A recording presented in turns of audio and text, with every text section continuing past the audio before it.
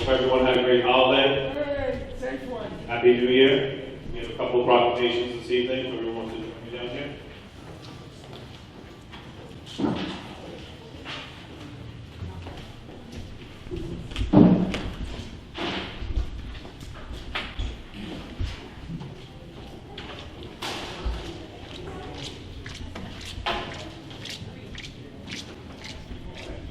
Again, welcome everyone to our first meeting of 2017. Let's work together and make it a great year. We all know what makes Long Beach awesome. And surprise, surprise, it's not the beaches, it's actually the people that live here. And over this holiday season, we all saw the news, all kinds of crazy stuff happens in the world, but what kept coming up over and over again on every single media outlet was the story of the 4 guys in Long Beach that returned all this money, went to the dump, and spent hours going through the garbage, which couldn't have been fun. To find this woman her money, and we wanted to honor them and just thank them for their service and being part of Long Beach, where we all look out for each other. So I'll just call these guys up here now. Krishna, Mandel, Matt,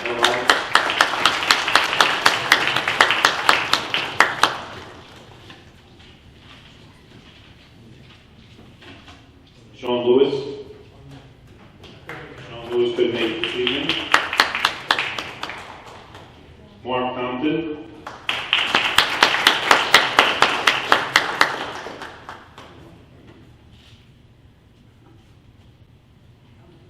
And their supervisor, Brodus Brown.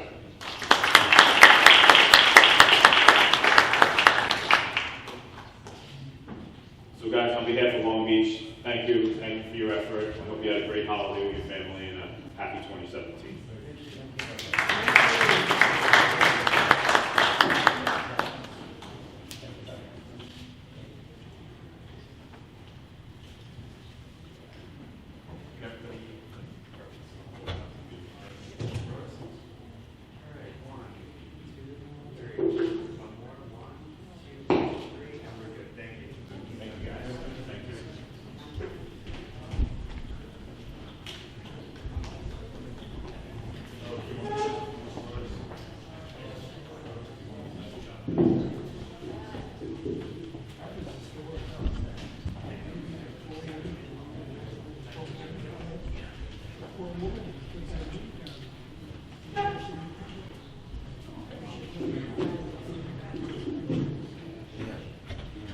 Good evening and welcome to the regular meeting of the Council of the City of Long Beach on Tuesday, January 3rd, 2017 at 7 p.m. We'll have a roll call. Councilmember Mandel. Councilmember Moore. Vice President Eramo. President Torres is absent. Let the record indicate the presence of City Manager Jack Schnirman and Corporation Counsel Robert Agostisi. We'll have Mr. to the flag. I pledge allegiance to the flag of the United States of America and to the republic for which it stands, one nation, under God, indivisible, with liberty and justice for all.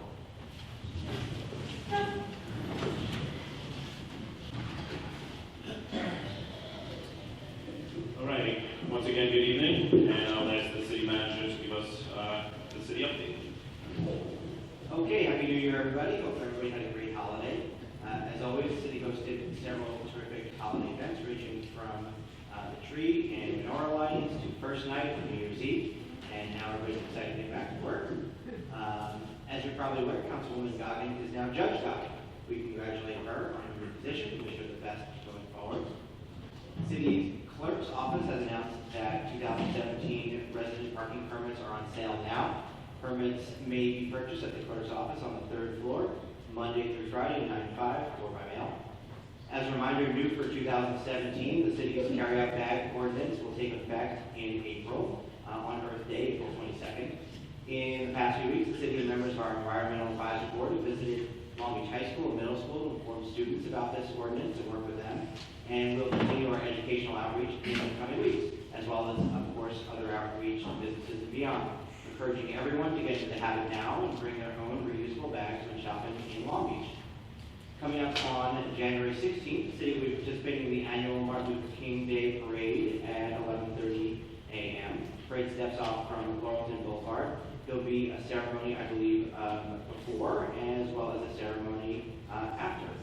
Also, new this year, the city is launching a writing contest for Long Beach High School students, and the winner will receive a proclamation from the City Council and have the opportunity to read their piece at a special celebration held right here, 10 a.m. on Monday, January 16th, prior to the parade. The program theme for the 2017 celebration is Keeping the Dream Alive. And finally, looking ahead to next month, Saturday, February 4th, the annual Snowflake Race will take place on the boardwalk. And on Super Bowl Sunday, Sunday, February 5th, the Long Beach Polar Bears will make their annual plunge on Riverside Boulevard Beach with proceeds benefiting Make-A-Wish. Visit longbeachpolarbears.org for more details, and I look forward to everybody joining all of us and taking the plunge. Thank you, Jack. First item this evening is a public hearing for resolution granting waiver for off-street parking requirements for 34 East Park Avenue for a foot spot.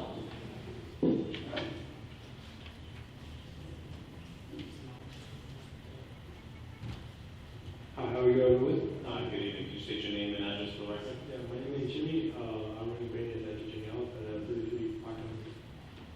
I finished my business at the 34 that I can go and open at a food spot. What's the business next door? Food spot. Food spot. Okay. And what do you expect your hours of operation to be? From 10:30 to 10:30 to 8:30. 8:30. Yeah. And do you expect any roadside deliveries, any deliveries? Not really. No deliveries? Yeah. Anyone have any questions? Anything from the audience? No? Okay, thank you. Thank you.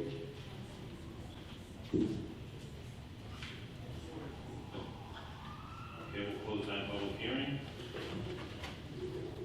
On to the regular calendar. Item 1 is resolution granting waiver of off-street parking requirements for premise 34 East Park Avenue for a foot spot. Hearing's been held on this item already.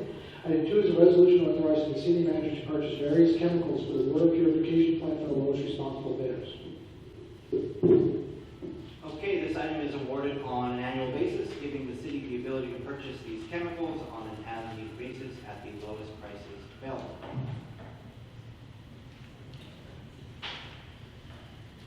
Any questions from the council?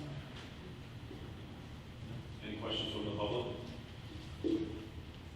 Seeing none, next item. Item 3 is a resolution authorizing the city manager to purchase traffic signs on an as-needed basis for the lowest responsible bidders. Okay. And this item gives the city the ability to purchase traffic signs on an as-needed basis at the lowest prices available. Any questions from the council? Anything from the public? Seeing none, next item. Item 4 is a resolution authorizing the city manager to enter into an agreement for disaster management, response, and recovery consulting services.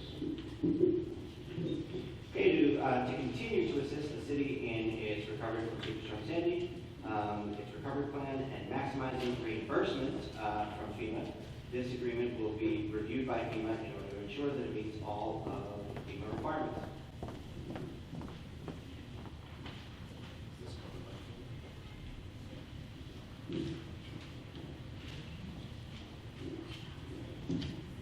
I'll give one sentence background if you're looking for it. After the storm, the city did an RFP and selected a firm to do disaster management response and recovery consulting services. That now has expired. We did the second RFP and are awaiting a new contract. All right, any questions from the council? Any questions from the public? Seeing none? Okay, on to the voting. Item 1 is a resolution granting waiver of off-street parking requirements for premise 34 East Park Avenue for a foot spot. Just move the adoption of this item. Second. Voting, Councilmember Mandel. Yes. Councilmember Moore. Yes. Vice President Len. Yes. Item 2 is a resolution authorizing the city manager to purchase various chemicals for the water purification plant for the lowest responsible bidders. Introduce move the adoption of this item. I will. Second. Voting, Councilmember Mandel. Yes. Councilmember Moore. 3 is a resolution authorizing the city manager to purchase traffic signs on an as-needed basis from the lowest responsible bidders. Will introduce move the adoption of this item? I will. Move second. Voting, Councilmember Mandel. Councilmember Moore. Yes. Vice President Eramo. Yes. And item 4 is a resolution authorizing the city manager to enter into an agreement for disaster management response and recovery consulting services. Will introduce move the adoption of this item? I will. Move second. I will. Voting, Councilmember Mandel. Yes. Councilmember Moore. Yes. Vice President Eramo. Yes. The city manager's monthly personnel report is filed by the city clerk. Will make a motion to close the meeting. Move second. I will. Voting, Councilmember Mandel. Yes. Councilmember Moore. Yes. Vice President Eramo. Yes. All right, while we get ready for good welfare, I'd just like to remind everyone that everyone's entitled to 3 minutes of uninterrupted time. It's generally not a question and answer session, but if they are easy enough questions to answer, we do try and answer them. I also would like to announce an email address that we've created. It will be set up tomorrow, so starting Thursday, we'll be accepting applications and resumes to fill Ms. Goggin's council seat. Starting Thursday, you'll be able to send an email to LB City Council 2017 at longbeachnewyork.gov. We'd ask for a resume and a cover letter, and again, that would be LB City Council 2017 at longbeachnewyork.gov. It will be posted on the website. All right. Allison Blanchett.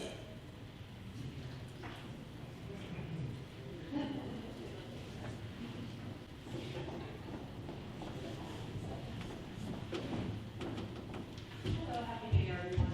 I just wanted to, I think you're not really answering questions so much, but I just wanted to know if you guys have been receiving my emails. I've had some questions about any policies, if someone wanted to, or an organization wanted to use the trolley bus, or, for whatever reason. Recently, one of the local nonprofits, the Landmark Association or something like that, had used the trolley bus for a tour, and I know that there was some kind of like solar tour recently. So a couple nonprofits had used it. One of them was free, the other was $25. I'm just curious what is the process of being able to use the trolley bus? Do you have to be a nonprofit? Do you have to be in Long Beach? There's nothing on the website about it. I messaged Jack Schnirman several times about this and CC'd you guys on it. If someone's charging, are they paying back in? At the last city council meeting that you guys held, I spoke up about the over 100,000 last year in just bus driver overtime. That's a concern. I think that's probably a concern for all of us, probably there as well. So if the buses are being used for like public, I don't know if they're public or private events, who's paying for it? A little more concerning is I found out that a group of people used a trolley bus on a weekend night. They were picked up over near the canal, I think over by East School, and they were brought to the Buoy Bar. This is a little absurd, Leslie. Are municipal buses to be used as party buses? And if so, I applaud those people for not driving, but can we get some kind of a consistent policy on this? Because I think it could be maybe a revenue generator, kind of offset costs, and who's in charge of this? It just seems really bizarre. I've never seen the trolley be used like this, and in light of the mismanagement in allowing all of that over time. Could you refresh my memory who's in charge of the Department of Transportation? No, that was pretty much it. I'm just, I just like to know how people are using our municipal bus as a party bus or as a fundraiser or whatever, why there's no clear policy, there's no clear fee structure, there's not really much information about it on the website. Maybe I'd like to use it, maybe not everybody. So who would the contact be? Could you explain a little bit of this? Well, first of all, you can always send an email to Brendan Costello. And second, you had brought up some issues, and facts are not necessarily as you presented them, and it sounds exciting to say, like, we've got a party bus, and that might be a terrific revenue generator. I don't know that for conversation. I'm not saying anything with taxes, I'm just curious how people are able to use the trolley privately to go to a bar Yeah, for a party.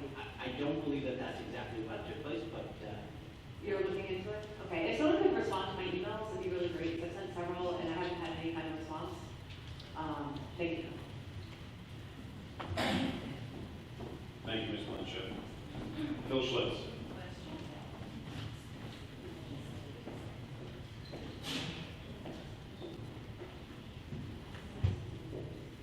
Good evening.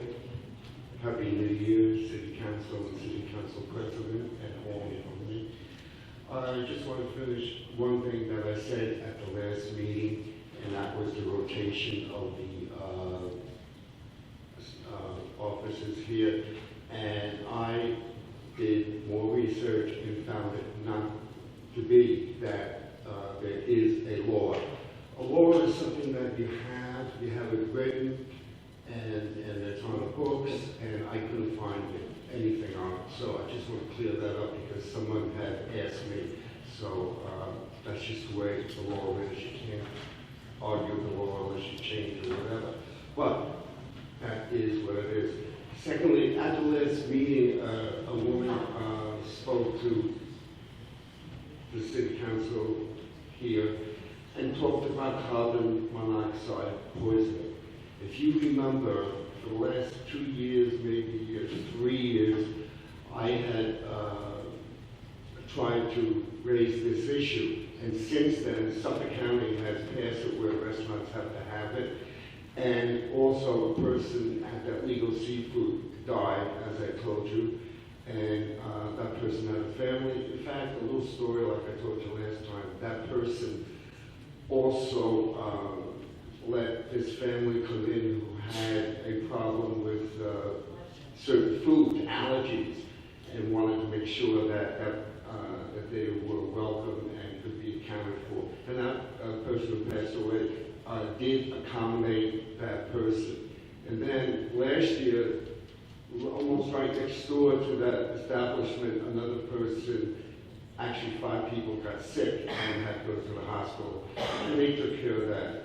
What I'm asking politely, this time I'm going to have to follow up because I lobbied each and every one of the council people and ask for your help in getting a law for business food establishments to go before the City Council and let them know that that there's a new law.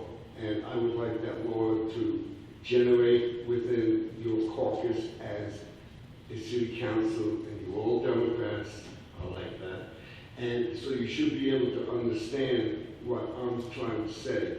And I'd just like you to discuss it, but this time, please get back to me. I didn't want to just keep on waiting.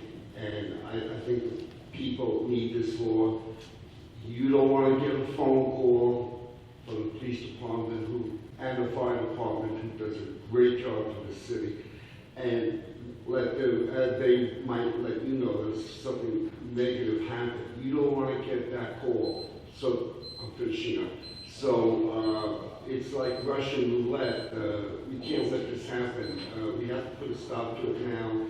And 2 words that the City Council I hear a lot is called take action. So in parting, I'm asking you to please take action for the people who have put you there, and we really do need a clear understanding on this. Thank you very much. Thank you, Mr. Schultz.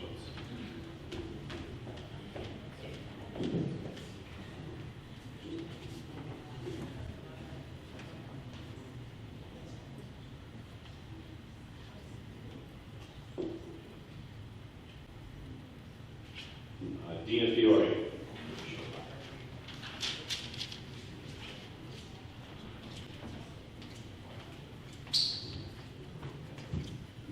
Good evening, Good evening, how are you? Happy New Year. I just came tonight to kind of get you know, in an effort to understand how some of the things operate in the city. So if you bear with some of my questions. First, we've been advertising, the city's been advertising for a number of months about these boards, volunteer boards. We met, obviously, recommended that we join the boards, submitted information, where are we at in that process, and when do those decisions get made so those boards get enacted and stuff starts to happen here. So that's a question I have. And in that same vein, where is, you know, what is the process and what are these boards going to be able to do? What kind of value are they going to add? And, you know, how are they going to be able to actually help some of the people I've spoken to in the past who have been on these boards when I went to apply, have either never met or met very infrequently. So we're going to advertise something to make a change or to be helpful to the boards of the commissions that we have in the city. We need to make sure I feel we should be all on the same page. So I'd like to get some follow-up on that. The next question or the next statement I have is, again, when we met, I don't know, I met Mr. Schnirman and Patty Bourne, I requested to be on the Toro zoning board. When the zoning laws become effective, I asked to be part of that. I don't know if there is a board that's been assigned or people have been assigned to that as a commission. So I'd like to make sure that my name is still in consideration for that. And again, and to be aware of who else will be participating in that. I know that subject is going to be coming up soon. I'm sure you're all aware we have concerns about overdevelopment in the city, and I think it's important that we have the right mix of people on those commissions. One other subject I have is, I know we do live streaming or we do videotaping from this. I will say, I haven't been able to always be at all the meetings, but the clarity and you don't either hear or you're missing part of the meetings on those video streams. So either we should make adjustments to the quality of what we're streaming, maybe bring it closer, or if there's a way, I don't know if the city does this, do we ever provide minutes of the meetings? Most importantly, I think, are this part of the session, which is good and welfare. I think a lot of people want to come and ask questions, but they never really hear the answers or the results of, or the responses to those questions. And I think it would be a good thing if we're going to talk about, you know, being open and honest and getting answers back. As I said, I hear people ask questions consistently. Maybe if we have some kind of a minutes or a follow-up opportunity, that we can get that posted publicly. You know, people have lives and they have kids and they can't necessarily be here. So I think it would be a good opportunity to have some open government in the city. That's just my timer. Sorry. My timer is up. Okay. And one last question. You just spoke about the city council and sending your resumes. How long will that process be? How long will you be accepting resumes, and when do you plan on making a decision or think about making a decision for the open position on the city council? We haven't decided, but I'm hoping it's going to be a quick process. We're hoping for a quick process. We don't want to drag it out a couple of weeks. Okay. So we think we'll have somebody by the end of January. Okay, great. Thank you very much for your time. Appreciate it. Do you want to stay on commission appointments, just so we have time? Sure. Yeah, I really think that. By the way, I enjoyed our conversation recently, and quickly, in regard to the points that you brought up, the zoning process comes after the comprehensive plan process. The zoning advertisement for the zoning process is a wonderful tool to ensure that only the kind of development we want to see and not the kind of development we don't want to see, right, happens here in the city. So that will be an important thing for folks engaging at the time. And I know that we'll be looking at early in the new year all the different boards and commissions, and your application for the recreation, if I remember correctly, was incredibly thoughtful, thorough, and awesome. Thank you. Okay, thank you. Thank you for raising that question, because I really believe that the residents should be a part, integral part of the governance process. And I think it's so important that we move forward with their participation with respect to the board. Marcus Tinker.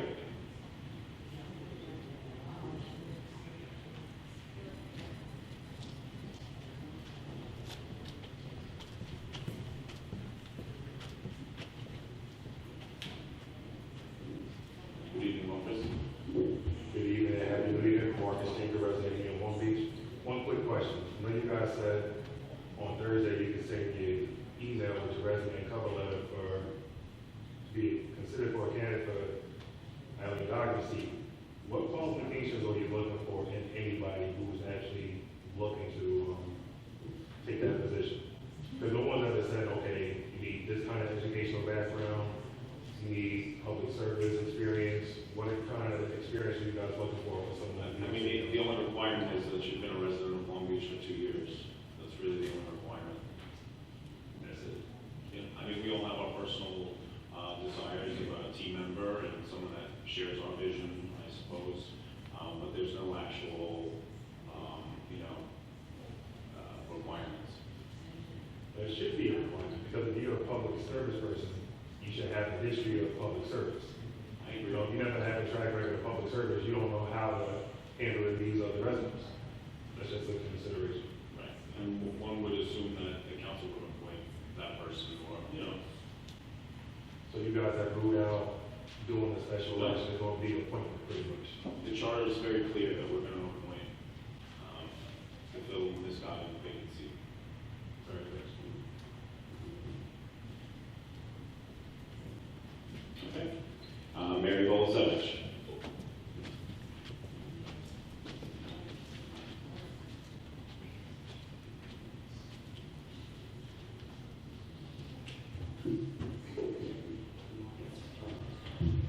Mary Bolasevich.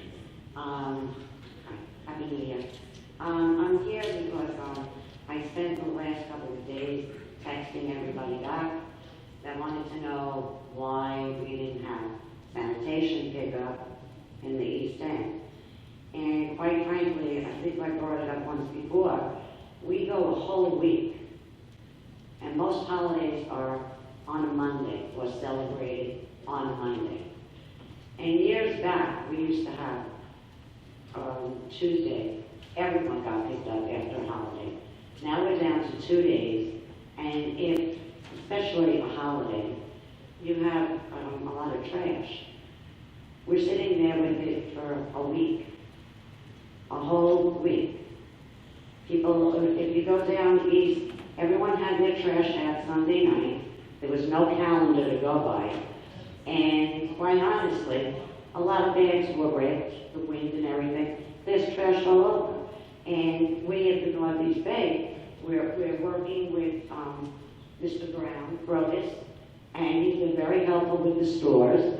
But, the trash is, if it's left there, it's going to blow all over, whether it be even in the cans. I saw cans knock over from the wind. And that's a long time to go with trash. Not everyone puts it in a garbage can. They put it out in the bags, and the little rodents get to it too. And I really think it's unhealthy, it's unsightly, and it's really not fair. We get hit 7 or 8 times a year with holidays on Mondays. And it certainly doesn't reflect in our sanitation that we get 7 weeks with just 1 day. And I think something needs to be done. Thank you. Mary, I have a question for you. When you say you spent the last couple of days texting, who are you reaching out to? Because this person. No, I'm not saying I'm texting you. You're receiving texts. I'm receiving texts because, as you know, we have a civic, and everyone was texting. When is the trash pickup? Are we getting it Tuesday? How come it was last Monday and after Christmas, and now it's Monday after New Year's, but there's no sanitation pickup? And I didn't have an answer, really. And then someone texted me that there would be none, and that the ice rink was open. So I did put that out there. But like some people were like, well, I'm leaving it out. I'm not putting all my trash back in. And I don't understand that, but I get their frustration. I'm frustrated myself, and I don't have like 4 kids in my house, and 3 garbage cans, and then all the extra from the holidays. And it's unhealthy, it's unsightly, and it brings a little rodents in. So if you could really look into that, that would be appreciated. And by the way, Morrison came out very nice, thank you. We'll have the commissioner review with the sanitation department and look over the calendar going forward. Mr. Matthew.